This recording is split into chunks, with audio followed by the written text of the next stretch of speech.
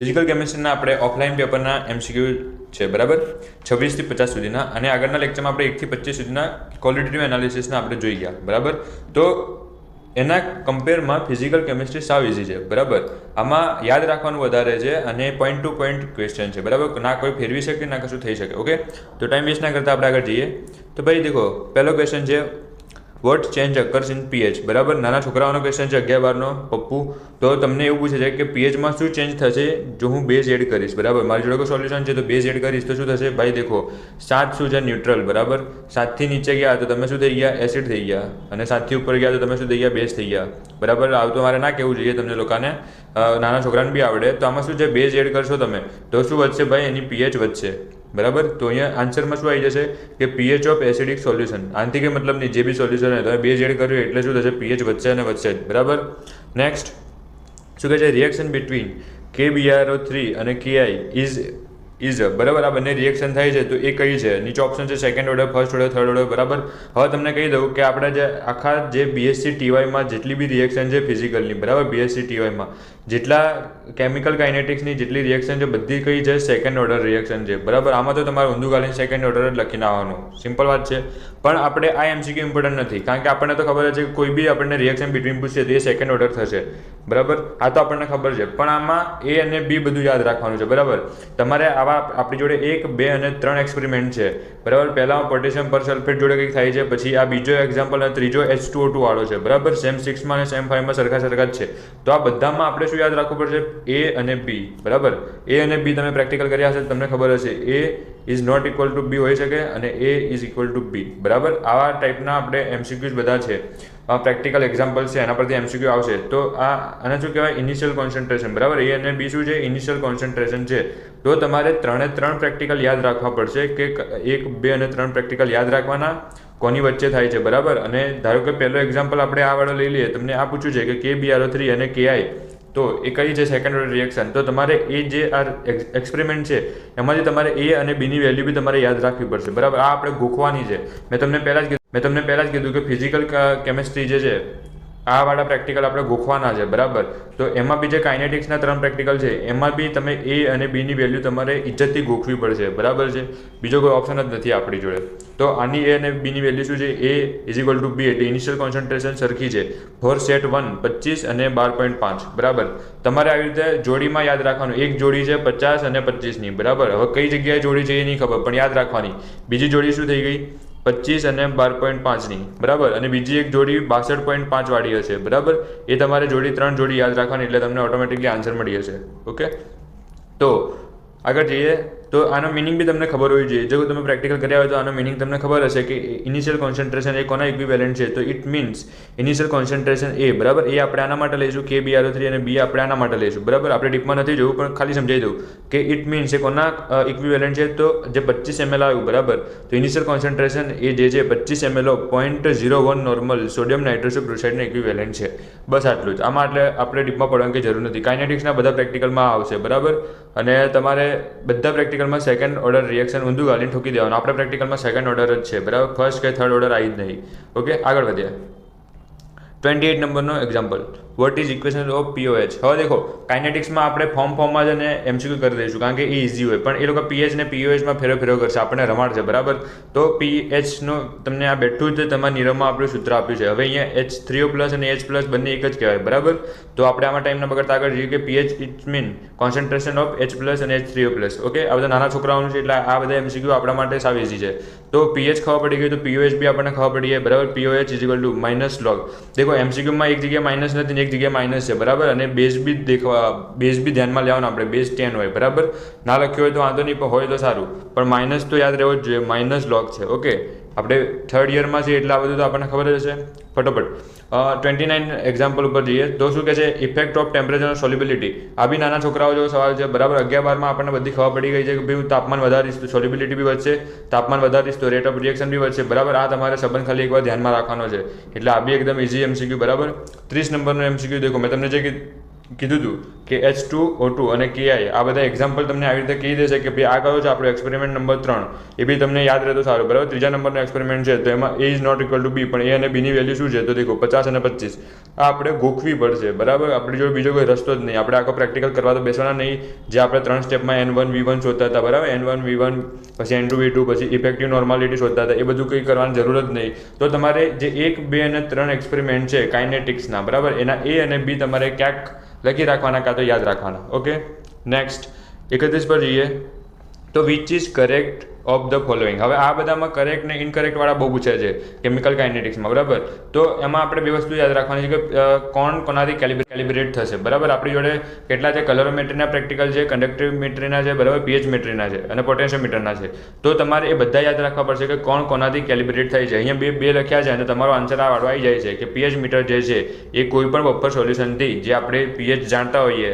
એવા buffer સોલ્યુશનથી calibrate થઈ જશે ઓકે ડનવાળી વાત છે તો કંડક્ટિવિટી મીટર એનાથી કેલિબ્રેટ થશે તો આ સેચ્યુરેટેડ કેસીએનથી શું કહેવાય સોલ્યુશનથી કેલિબ્રેટ થશે બરાબર કંડક્ટોમીટર એટલે જે એમાં જે સેલ હોય એ શું કરે ઇલેક્ટ્રોન્સ આજુબાજુમાં હશે એનું શું ઇલેક્ટ્રોનના લીધે કન્ડક્શન ઉત્પન્ન થાય અને એ મેઝર કરશે બરાબર તો એ ઇલેક્ટ્રોડ ખરાબ ના થઈ જાય એના માટે આપણે કોઈ એને સેચ્યુરેટેડ દ્રાવણમાં આપણે મૂકવું પડે ઓકે આ બી ઇઝીવાળા છે એક્ઝામ્પલ છે આ કાઇનેટિક્સ ફિઝિકલ કેમિસ્ટ્રીમાં એકદમ ઇઝીવાળા એમસીક્યુ હશે ઓકે તો correct concentration of OH minus બરાબર ફોર બેઝિક સોલ્યુશન હવે નીચે તમને ABCD ઓપ્શન આપ્યા છે તમે પીડીએફમાંથી પેપર ખોલીને જોઈ લેજો બરાબર આપણે તો આન્સરથી મતલબ છે તો એવું કહે છે કે correct concentration of OH for basic solution તો આમાં તમને છે ને થોડો મેથ્સનો પાર્ટ બી આવડવો જોઈએ લોગ લેતા અને લોગના બધા કિંમતો બધું આવડવું જોઈએ તો આપણે OHની કોન્સન્ટ્રેશન જોવાની છે તો દેખો હું આ જે સૂત્રમાં OHની કોન્સન્ટ્રેશન અહીંયા કેટલી મૂકીશ તો મને POH કેટલું મળશે બરાબર તો આમાં હું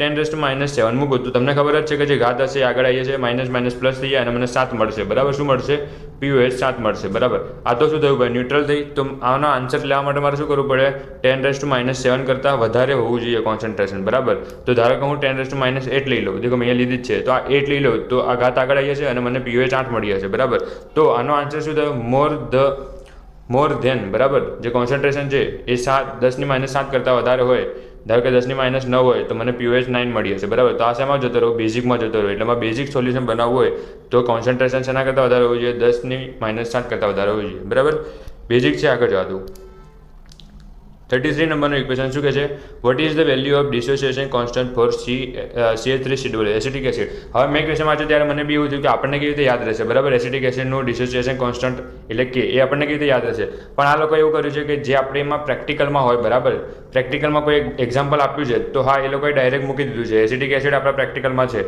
બરાબર देखो मैं यहाँ लख्यू प्रेक्टिकल क्या प्रेक्टिकल है ये मैं लख्यू देखो पीएच मेट्री प्रेक्टिकल है एक्सपेरिमेंट नंबर 1 बराबर एमांथी आ लोकोए सीधो उठाई लीधो है और आपणे डायरेक्ट किंमत याद राखवानी है तो बी आपणे सेज समझवुं होय तो आपणे थोडुं डीपमां समझी सकीए कि डिसोसिएशन कॉन्स्टंट जे छे एनुं आ बी एक सूत्र है बराबर जेमां अल्फा शुं छे डिग्री ऑफ आयोनाइजेशन बराबर अल्फाનું બીજું બી સૂત્ર છે આપણે જોઈએ હમણાં હવે देखो एक्सपेरिमेंटમાં એવું કીધું છે કે મારે પી કે શોધવી છે તો હું આવી રીતે બી શોધી શકું બરાબર પી કે નું સૂત્ર પીએચ માઇનસ લોગ બરાબર હવે ઉપર શું છે એસિટિક એસિડ જે છૂટા પડ્યા હશે બરાબર જેમ કે આપણે એસિટિક એસિડ આવી રીતે લખી દઈએ COOH હું આને આયોનાઇઝેશન કરાવીશ બરાબર તો શું થશે CH3COO માઇનસ અને H પ્લસ છૂટા પડી જશે H પ્લસની તો કોઈ ઇજ્જત જ નહીં આવે એટલે આને ગણવાનું નહીં બરાબર તો આ જે નિપજ છે મેં ઉપર મૂકી એસિટિક એસિડ અને નીચે આ વાળું એસિટિક એસિડ બરાબર હવે તમને એવું કહે છે કે ભાઈ જ્યારે ઇક્વિવેલન્ટ પોઈન્ટ આવશે બરાબર એન્ડ પોઈન્ટ આવશે જ્યારે હું આનું એ કરીશ બરાબર બધા છૂટા પડી હશે ત્યારે એવું કહે છે કે ઇક્વિવેલન્ટ પોઈન્ટ ઉપર એસિટિક એસિડ જે છે બધા એસિટિક એસિડ CH3COO એમાં કન્વર્ટ થઈ ગયા હશે ઓકે આવું કહેવા માગે છે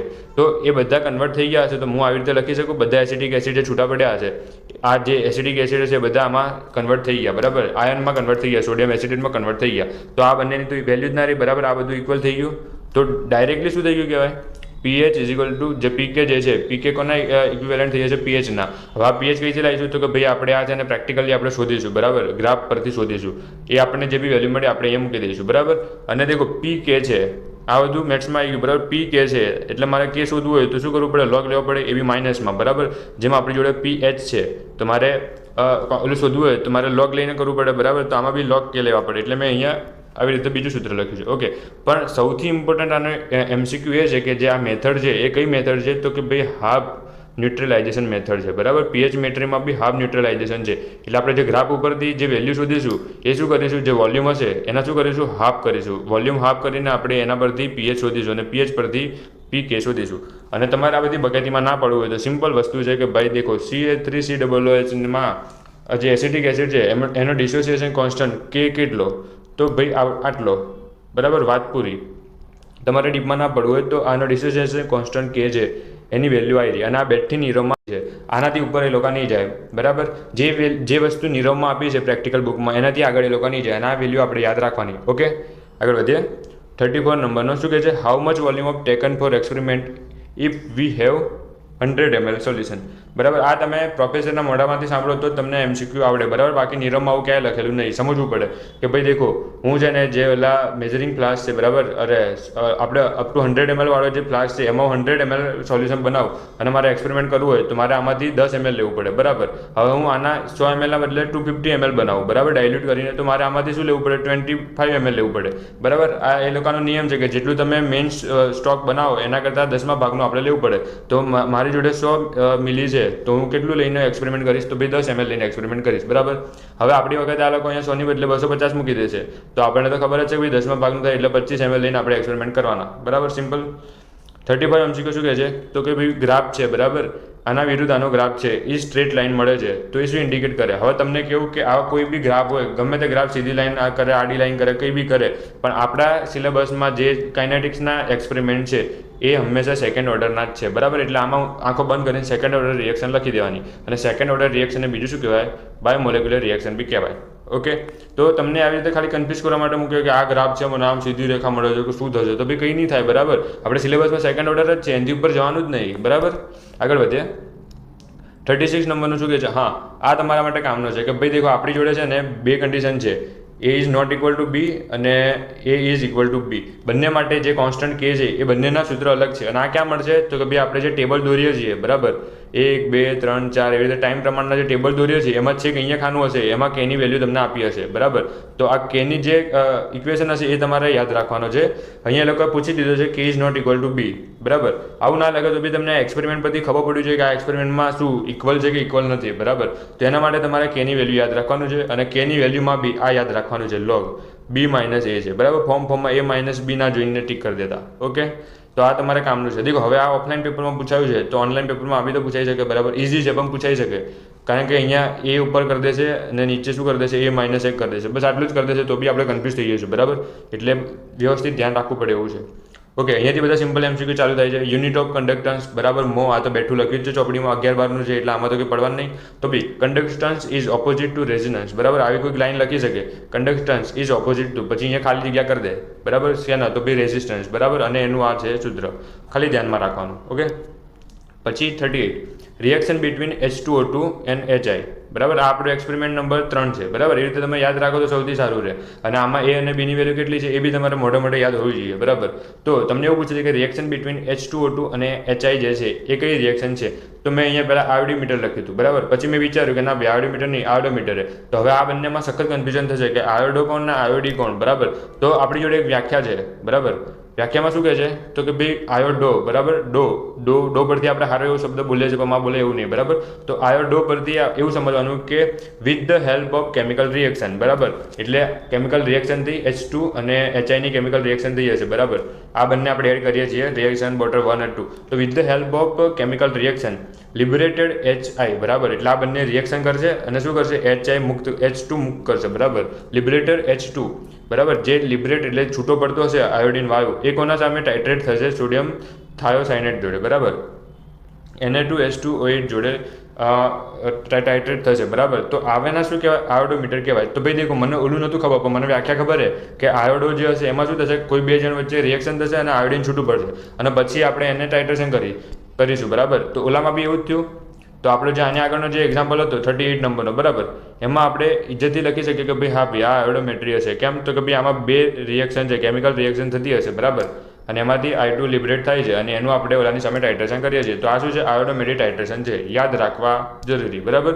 નકર દાવ થઈ જશે. ઓકે, આ પાછું ગોખવાનું આવ્યું આપણું કે ખાલી જગ્યાએ filter paper is use in copper. આ બી નીરવની બેઠી લાઈને, બરાબર.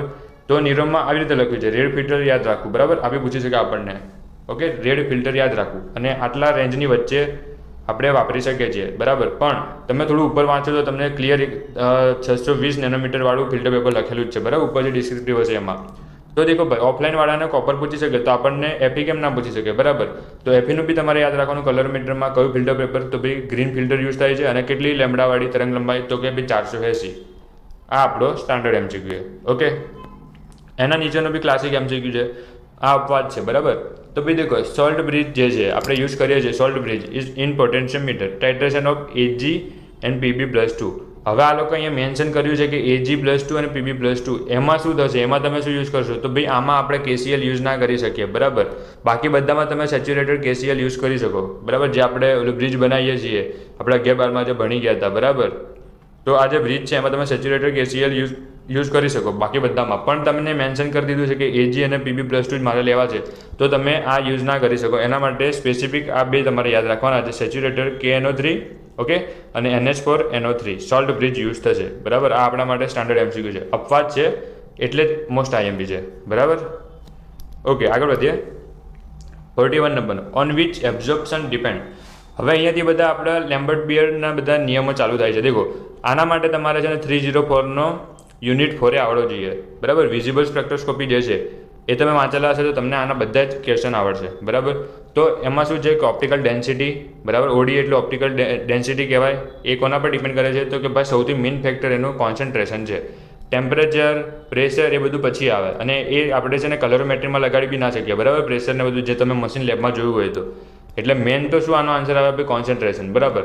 તો તમે આના પરથી શું યાદ રાખી શકો કે ભાઈ તમે ઓડી વર્સિસ સીનો ગ્રાફ દોરતા હતા, બરાબર છે, ઓપ્ટિકલ ડેન્સિટી વર્સિસ કોન્સન્ટ્રેશનનો ગ્રાફ દોરતા હતા, બરાબર. તો એવું કંઈક હતું કે કંઈક ઘટતો હતો, બરાબર, કોન્સન્ટ્રેશન વધે તે એબ્ઝોર્પ્શન વધે, ઓકે. એટલે આ તમે ગ્રાફ પરથી બી સમજી શકો છો. બાકી ના સમજવું હોય તો તમે સીધો આ બંને વચ્ચેનો સંબંધ સમજવાનો છે, ઓકે. તો આનો આન્સર શું થઈ જાય, કોન્સન્ટ્રેશન ઓફ સોલ્યુશન, એના પર ડિપેન્ડ કરે છે. ઇન્સ્ટ્રુમેન્ટ યુઝ કરશું કલરોમેટ્રી, એ તો સિમ્પલ આવડે જ. 42 નંબરનો જો, by which other name of OD is known. હવે આ તો એકદમ ફાલતુ ક્વેશ્ચન કહેવાય કે ઓડી જે છે એને બીજા કયા નામથી ઓળખાય છે, તો ભાઈ એને એબ્ઝોર્પ્શન કહેવાય, બરાબર. મેં તમને પહેલાં જ કીધું કે આ બધા એમસીક્યુ છે ને ના નીરવના છે ના બહારના છે, પણ આ બધા છે ને 304 યુનિટના છે, ઓકે. તો આ તમારે ધ્યાનમાં રાખવા, એકવાર 304 યુનિટ બી જોઈ લેવાના માટે, ઓકે. તો ક્યાં કહેતા રહ્યા, ઓકે. 43 નંબર પર શું કહે છે કે કલરોમેટ્રી ઇઝ બેઝડ ઓન, દેખો સિમ્પલ ક્વેશ્ચન છે, કલરોમેટ્રી કોના પર બેઝ છે, તો ભાઈ લેમ્બર્ટ બિયરના નિયમ પર, બરાબર. આ બધું આપણું છે ને 304નું યુનિટ જે 4 છે 4A એ એના પર ડિપેન્ડ કરે છે આ બધા ક્વેશ્ચન, બરાબર, એમાંથી જ લીધા છે. 44 નંબર ઉપર આવી જાઓ, ધ રિડક્શન ઓફ. હવે અહીંયાથી ટાઇટ્રેશન ચાલુ થયું, બરાબર. અહીંયાથી પાછા આપણે પ્રેક્ટિકલમાં આવીએ 304 ઉપરથી પાછા અહીંયા. તો શું કહે છે કે ધ રિડક્શન ઓફ ખલજીકા is observe in the reduction between. આ બંને વચ્ચેનું જે રિએક્શન થાય છે એમાં કોનું રિડક્શન થાય છે, તો ભાઈ દેખો મેં અહીંયા પ્રેક્ટિકલનું નામ બી લખ્યું છે કે ભાઈ આ પોટેન્શિયોમેટ્રી પ્રેક્ટિકલ છે, એક્સપેરિમેન્ટ નંબર 3. તમારે જોવું હોય તો તમે નીરવ ખોલીને જોઈ શકો છો, બરાબર. એમાંથી બીજા એમસીક્યુ કાઢી શકો છો. તો પહેલી વાત આમાં શું સમજવાની તમારે કે ભાઈ દેખો KMnO4 આવ્યો, બરાબર, ટાઇટ્રેશન કરતી વખતે, તો આ શું થઈ ગયું, રેડોક ટાઇટ્રેશન છે, બરાબર, સિમ્પલ વાત છે. અને પછી તમે નીરવ જોશો તો તમને ક્લિયર આવી લાઈન મેન્શન કરી છે આના એક્ઝેક્ટ પછી કે ભાઈ આમાં શું થશે, Fe+2 ફેરસનું ફેરિકમાં શું થશે, ઓક્સિડેશન થઈ જશે, અને આ જે Mn હતા એ શું થઈ જશે, રિડક્શન થઈ જશે. તો આપણો ક્લિયરલી આન્સર શું થઈ ગયો, KMnO4 ઇઝ રિડ્યુસ, બરાબર. આ આપણો આન્સર. અને જો આપણને ફેરવીનું ઓક્સિડેશન પૂછે તો આપણે Feનું કરી નાખવાનું, ઓકે. આપણે સ્માર્ટ જ છીએ. 45 નંબરનો ક્વેશ્ચન શું કહે છે, effect on increase in concentration of the solution is colorimetry. ભાઈ દેખો, હવે આના માટે તમારે આ એક છે ને સંબંધ યાદ રાખી દેવાનો કે કોઈ કોનું ભાઈ છે ને કોની બેન છે, બરાબર. આ નાના છોકરાને બી આપણે એવું છે. દેખો ભાઈ કોન્સન્ટ્રેશન વધશે તો એબ્ઝોર્પ્શન વધશે, બરાબર. જે લાઇટ પાસ થતી હશે એ એબ્ઝોર્બ વધારે કરશે, કારણ કે કોન્સન્ટ્રેશન ઘટ છે, બરાબર. ઘટ હશે તો બધું લાઇટ શોષી લેશે, શું કહેવાય, બહાર ટ્રાન્સમિટ જ નહીં થવા દે. તો આ શું થઈ ગયું, ટ્રાન્સમિશન શું છે એ વ્યસ્ત સંબંધમાં છે, અને ટ્રાન્સમીટર હંમેશા પર્સન્ટેજમાં હોય, બરાબર. જે આપણે મશીનમાં શોધીએ છીએ, મશીન આપણને ડાયરેક્ટ પર્સન્ટેજવાળું ટ્રાન્સમીટર દેખાડે છે, ઓકે. તો આ તમારે શું કરવાનું, સિમ્પલ આટલું એક સંબંધ બધાનો યાદ રાખવાનો છે કે કોન્સન્ટ્રેશન વધશે તો એબ્ઝોર્પ્શન બી વધશે પણ ટ્રાન્સમિશન ઘટશે, બરાબર. તો આ તમારો આન્સર છે, કોન્સન્ટ્રેશન ઇઝ ઇન્ક્રીઝિસ તો percentage of transmission is decreases, okay. 46 number ઉપર જાઓ તો ભાઈ દેખો, આ એવું કહે છે કે solution use for calibration, which solution is use for calibration of colorimeter. તો આ એક આપણા માટે સ્ટાન્ડર્ડ એમસીક્યુ કહેવાય, કારણ કે બધા આમાં છે ને ડાયલ્યુટ વોટર લખીને આવશે, ડાયલ્યુટ વોટર અથવા સ્ટોક વોટર એવું, બરાબર. પણ આમાં બ્લેન્ક સોલ્યુશન યુઝ થાય, બરાબર. દર વખતે આપણે પાણી લેવું જરૂરી નહીં. હું કોઈ કલરિંગ સોલ્યુશન લઈ લઉં, બરાબર. કલરિંગ સોલ્યુશન છે એમાં બે પદાર્થ મિક્સ છે, બરાબર. આ બે પદાર્થ મિક્સ છે, તો મારે શું કરવું છે, મારે ખાલી ક્રોમિયમ જે છે એનું જ મારે ઓપ્ટિકલ ડેન્સિટી માપવી છે. તો હું શું કરીશ કે જે પહેલાં સોલ્યુશન બનાવીશ એમાં છે ને ખાલી આ રાખીશ અને એના પરથી હું આના મશીનમાં મૂકીને એને કેલિબ્રેટ કરી દઈશ, બરાબર. એટલે મશીનને તો ખબર છે કે મારે બીઆરને ગણવાનું નહીં, બરાબર. આ જે બીએ છે એને ગણવાનું નહીં. તો પછી આ પહેલાં મેં શું કહેવાય બ્લેન્ક સોલ્યુશન મૂકી દીધું, બરાબર. એ મશીનને કહી દઈશ કે ભાઈ તારે આને ગણવાનું નહીં, બરાબર. પછી શું કરીશ, આ બંનેનું મિક્સ સોલ્યુશન મૂકી દઈશ, બરાબર. તો જે આ બંનેનું મિક્સ હશે એમાંથી મશીન આનું નહીં ગણે અને આની જે ઓબ્ઝર્વેશન હશે ઓડી, બરાબર, એ ગણશે. એટલે ઇન શોર્ટ આવું પ્રેક્ટિકલમાં તમારે સમજવું પડે, પણ આપણે ડાયરેક્ટ યાદ રાખીશું કે બ્લેન્ક સોલ્યુશન, બરાબર. આ તમારા માટે એમસીક્યુ છે, સારું એવો. પછી પાછો ફાલતુ એમસીક્યુ ચાલુ થાય છે કે યુનિટ ઓફ સેલ કોન્સ્ટન્ટ, બરાબર. ડાયરેક્ટ યાદ રાખવો હોય તો સેન્ટીમીટર ઇન્વર્સ યાદ રાખી શકો છો. એમસીક્યુ છે એમાં શું કહે છે, the inverse value of specific resistance is called, બરાબર. તો ભાઈ પહેલાં આપણે સ્પેસિફિક રેઝિસ્ટન્સ જોવું પડે, બરાબર, કે એ શું છે, બરાબર. તો મેં એનું નીચે સૂત્ર લખ્યું છે, જો R is equal to rho L by A, બરાબર. આપણે ફિઝિક્સમાં બહુ વાર ગોખ્યા હતા આ બધા 11-12માં, બરાબર. તો દેખો રેઝિસ્ટન્સનું સિમ્પલ સૂત્ર આ છે, પણ એની આગળ સ્પેસિફિક લાગી જાય તો એનો મતલબ શું થયો કે આપણે યુનિટ વેલ્યુ લઈએ છીએ, બરાબર. એટલે જે એલ બાય એ છે ને એને આપણે એક લઈએ છીએ, બરાબર. એક એકમ લંબાઈ અને એક એકમ ક્ષેત્રફળ, બરાબર. તો એ શું થઈ જાય, સ્પેસિફિક થઈ જાય, બરાબર. એટલે ચોક્કસ થઈ ગયું કહેવાય. તો ભાઈ દેખો આ સ્પેસિફિક છે રેઝિસ્ટન્સ, તો આપણે એનું ઊંધું કરીએ તો શું મળે, મને કન્ડક્ટન્સ મળે, બરાબર. પણ બંને આપણે સ્પેસિફિક લીધા તો કન્ડક્ટન્સ બી મને કેવું મળશે, સ્પેસિફિક મળશે, ઓકે. તો આનો આન્સર સ્પેસિફિકમાં આવશે, કન્ડક્ટન્સ, ઓકે. 49 નંબર ઉપર જો તો ભાઈ કરેક્ટ સ્ટેટમેન્ટ કયું છે, બરાબર. તો આના માટે તમારે આ સૂત્ર યાદ રાખવાનું છે જે નિયમમાં બેઠું આપ્યું જ છે, ઓકે. તો આના પરથી તમે જો કે કે શું છે, તો બી સ્પેસિફિક કન્ડક્ટન્સ છે, ઓકે. લેમ્ડા શું છે, ઇક્વિવેલન્સ કન્ડક્ટન્સ છે. અને સી, બરાબર, સી શું છે, મોલર કન્ડક્ટન્સ બી કહેવાય અને નોર્માલિટી બી કહેવાય અને કોન્સન્ટ્રેશન બી કહેવાય. હવે આ પ્રમાણે તમે તમારા જે પેપર છે પીડીએફ એમાં એમસીક્યુ જોડે સરખાવો તો તમને ઓટોમેટિકલી ખબર પડી જશે કે જે સ્પેસિફિક કન્ડક્ટન્સ છે ઇઝ ઇક્વલ ટુ પછી શું કહે છે, ઇક્વિવેલન્ટ કન્ડક્ટન્સ ગુણ્યા સી, બરાબર, જે કોન્સન્ટ્રેશન છે અથવા મોલર કન્ડક્ટન્સ છે. એટલે આપણો આ આન્સર સાચો પડી જાય, ઓકે. 50 નંબરનું શું કહે છે ભાઈ, વિચ ઇઝ નોટ કરેક્ટ. હવે આના માટે તમારે 4 એમસીક્યુ વાંચવા માટે કે કોણ સાચું હોય કોણ ખોટું હોય, બરાબર. તો એમાં જે છેલ્લો એમસીક્યુ છે ઓડી બરાબર 2 માઇનસ % ટી, એ તો કમ્પ્લીટ સૂત્ર છે, બરાબર. એ સૂત્ર તો આવે ના આવે, જે યાદ રાખવાનું છે, બરાબર. પેપરમાં જોજો તમે, આમાં મેં નથી લખ્યો. તો આપણે બાકીના જે 3 સેન્ટેન્સ છે એના માટે શું કરવાનું, ફરીથી આ એક સંબંધ યાદ રાખવાનો જે પહેલાં જ મેં તમને સમજાવી દીધું હતું, બરાબર. તો કોન્સન્ટ્રેશન ચલે છે, એબ્ઝોર્પ્શન ચલે છે 1/ટ્રાન્સમિશન. આના પરથી તમે શાંતિથી વિચારશો તો તમને ખબર પડી જશે કે બી આપણો ખોટો છે, બરાબર છે. એટલે આપણો આન્સર. અને અહીંયા ફિઝિકલ કેમેસ્ટ્રીના એમસીક્યુ પતે છે. નેક્સ્ટ લેક્ચરમાં આપણે ઓર્ગેનિક પર જઈશું.